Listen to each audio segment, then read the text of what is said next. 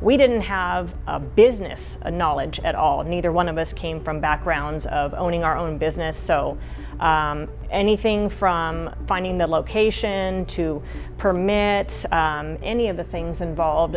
Lease agreement, we had no idea, never had done that before. It's always been just regular residential real estate. So their insight on to all of that was really helpful. Yeah, I agree with that a whole bunch there. That's something that the team was able to, especially Doug with his knowledge and experience of opening franchises or businesses, and guide us and help us do it more economically.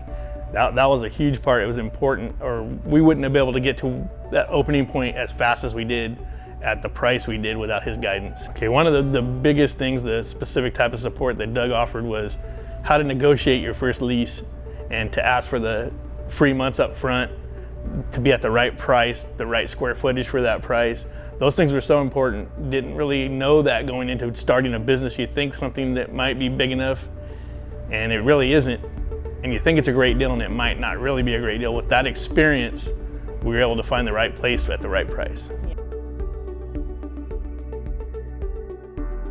We struggled in the beginning with a couple of different vendors not wanting to set us up, and we got in touch with Doug and the team, and lo and behold, within a day, all of a sudden they're on board because we had the Tile Liquidators franchise behind us and supporting us.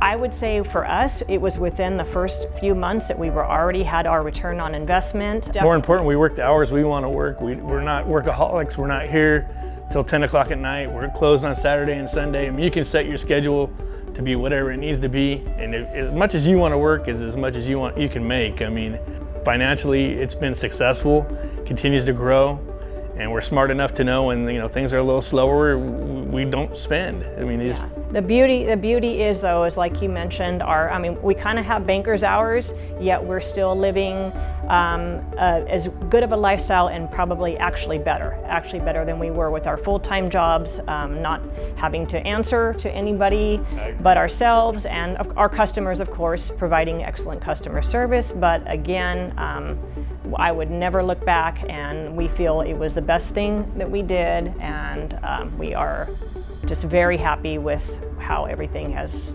turned out. I agree 100%.